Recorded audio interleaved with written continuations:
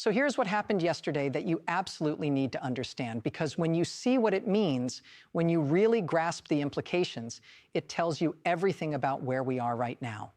Monday, February 9th, 2026, President Trump posted on Truth Social that he will block the opening of a brand new $6 billion bridge between the United States and Canada, a bridge that is already built, a bridge that took 8 years to construct, a bridge that was paid for entirely by Canada, and Trump is demanding that the United States own at least half of it and receive full compensation, or he will not allow it to open. According to the Associated Press, Bloomberg, Global News, CBS Detroit, and dozens of other outlets, Trump wrote, and this is a direct quote, "I will not allow this bridge to open until the United States is fully compensated for everything we have given them. And also, importantly, Canada treats the United States with the fairness and respect that we deserve." Then he added, "We will start negotiations immediately. With all that we have given them, we should own perhaps at least 1/2 of this asset." Now, before we get to what this means, let me tell you what this bridge actually is.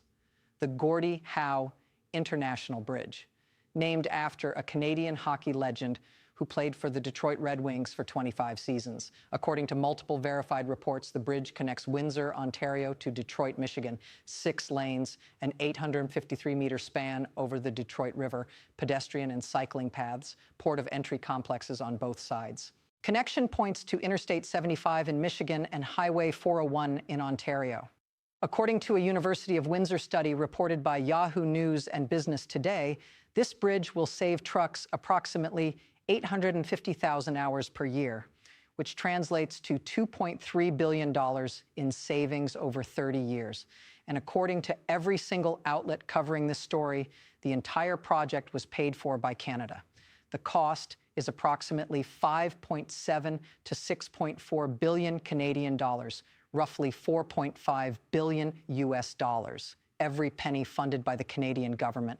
Construction began in 2018 under a deal negotiated by Michigan's then Republican Governor Rick Snyder. The bridge was expected to open in early 2026, right now, this month. And yesterday, Trump said he will block it from opening unless the United States gets half ownership and full compensation for everything we have given them. Now, here's the first question you should be asking. What exactly has the United States given Canada that requires full compensation? According to Trump's own Truth Social post, as reported by Global News and multiple other outlets, his complaint is that Canada was given a waiver by President Obama to get around the Buy American Act, meaning Canada did not have to use American steel or American products to build a bridge on Canadian soil that Canada was paying for entirely. So to be absolutely clear, Canada spent over $5 billion of Canadian money to build a bridge that will benefit both countries enormously. And Trump is angry that Canada was allowed to build that bridge without being forced to buy American steel. And now he is demanding that the United States own half of the bridge and be compensated for everything we have given them. What have we given them? Permission to not buy American steel for a project they paid for themselves. That is the compensation Trump is demanding. For not forcing Canada to buy American products for a Canadian-funded project. Now, let me tell you why this bridge was built in the first place. According to Business Today and the University of Windsor study, the Windsor-Detroit corridor is the busiest trade crossing between the United States and Canada. The existing crossings, the Ambassador Bridge and the Detroit-Windsor Tunnel, are massively congested. According to Senator Alyssa Slotkin, a Michigan Democrat, as reported by the Associated Press and multiple outlets, this new bridge will allow cargo to move from Montreal to Miami without ever stopping at a streetlight. She called it a huge boon to Michigan's economy. So Michigan desperately needed this bridge. American businesses desperately needed this bridge. American trucking companies desperately needed this bridge to reduce costs and increase efficiency. And Canada built it and paid for it entirely. And Trump is now threatening to block it unless the United States gets half ownership. Here's the second question you should be asking.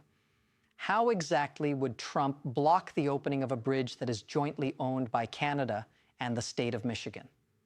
According to the Associated Press and multiple outlets, it is unclear how Trump would seek to block the bridge from opening, and the White House did not immediately return requests for comment. According to Governor Gretchen Whitmer's press secretary, as reported by the AP, the bridge will be operated under a joint ownership agreement between Michigan and Canada, meaning the state of Michigan and Canada own it together. not the federal government. So Trump is threatening to block a bridge that the federal government does not own, a bridge on which construction has already been completed, a bridge that Michigan desperately wants opened, a bridge that Canada paid for. And he is doing this by social media post with no explanation of the legal mechanism by which he would actually prevent it from opening. Now, you might think, okay, this is just Trump being Trump. He makes wild threats. They do not materialize. Move on. But here is why this one is different and why you need to pay attention. According to Bloomberg, CBS Detroit, Yahoo News, and every other outlet covering this, Trump's threat comes as the relationship between the United States and Canada increasingly sours during the U.S. president's second term. The United States-Mexico-Canada trade agreement is up for review this year, and Trump has been taking a hardline position ahead of those talks, including by issuing new tariff threats. And according to the same reporting, Canadian Prime Minister Mark Carney has spoken out on the world stage against economic coercion by the United States, which we verified earlier. Carney stood at Davos and talked about middle powers uniting against weaponized economic integration. And now, weeks later, Trump is threatening to block a bridge that Canada built and paid for unless Canada hands over half ownership. So let me connect the dots here, because this is not about a bridge. This is about leverage. Trump believes that because this bridge crosses into American territory, he can threaten to block it and force Canada to make concessions on trade, on tariffs, on the USMCA review, on any number of other issues. He is using a piece of infrastructure that Canada paid for as a hostage in broader trade negotiations. And here is why that matters. According to Senator Alyssa Slotkin's statement reported by the Associated Press, quote, "You will be able to move cargo from Montreal to Miami without ever stopping at a streetlight." So to shoot yourself in the foot and threaten the Gordie Howe Bridge means that this guy has completely lost the plot on what is good for us versus just what is spite against the Canadians. Read that again. A Democratic senator from Michigan, the state that desperately needs this bridge, is saying that threatening to block it means Trump has lost the plot on what is good for the United States, because blocking this bridge does not hurt Canada more than it hurts Michigan. It does not hurt Canada more than it hurts American trucking companies. It does not hurt Canada more than it hurts American businesses that depend on efficient cross-border trade. This is the Windsor-Detroit corridor. According to the University of Windsor study and multiple news reports, this is the largest pathway for trade between the United States and Canada. And Trump is threatening to keep a new bridge that would ease congestion and save billions of dollars closed because he wants Canada to give the United States half ownership of something Canada paid for entirely. We have documented pattern after pattern of allies recalculating their relationships with the United States, German investment collapsing 45%, Canada signing 12 trade deals in 6 months, $155 billion in counter tariffs, the NDP calling to cancel $19 billion in F-35 purchases, 65,000 people booing the vice president at the Olympics, and now we have the president of the United States threatening to block a bridge that Canada built and paid for unless Canada hands over half ownership and compensates the United States for not forcing Canada to buy American steel.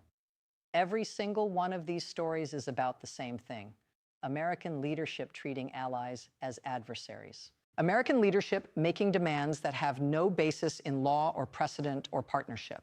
American leadership using threats and coercion instead of diplomacy and cooperation. And every single time, the result is the same. Allies pull back, allies diversify, allies look for alternatives. Because here's what Canada is seeing. Canada spent $5 billion to build a bridge that benefits both countries. And Trump is threatening to block it unless Canada pays more. Canada negotiated a trade deal with China, and Trump threatened 100% tariffs. Canada bought F-35 fighter jets, and Trump threatened to decertify Canadian aircraft. At what point does Canada decide that partnership with the United States is not really a partnership at all, but a series of threats and demands? At what point do other allies watching this decide the same thing? And here is the part that should terrify anyone who understands how alliances work. According to the reporting, Trump criticized Canada for multiple things in his Truth Social post. Ontario not putting American alcoholic products on shelves, Canadian tariffs on American dairy, Carney trying to make a deal with China, and then he demanded compensation and half ownership of a bridge Canada built. None of those complaints have anything to do with the bridge itself. Trump is using the bridge as leverage to extract concessions on completely unrelated issues. That is not how partnerships work. That is how hostage situations work. You do what I want, or I will block something you need. And Canada is watching closely. Germany is watching. Japan is watching. Every ally is watching very closely.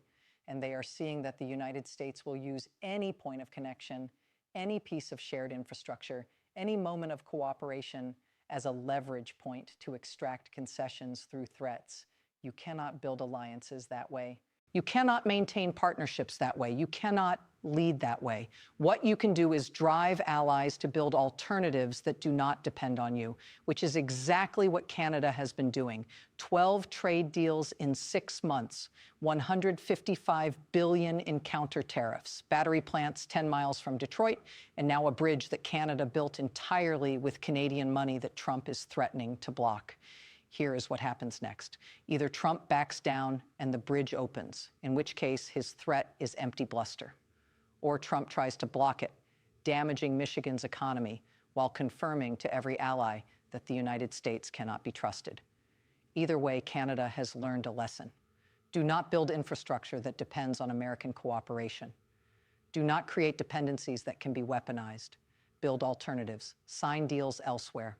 Diversify. That is the real story here, not whether the bridge actually opens or closes. But what it fundamentally means that the president threatened to block a bridge that Canada built and paid for entirely, a bridge that benefits both countries, a bridge that took 8 years to construct, a bridge that was scheduled to open this month. Trump demanded half ownership and full compensation. Canada spent $5 billion. And every ally watching is taking very careful notes about what just happened.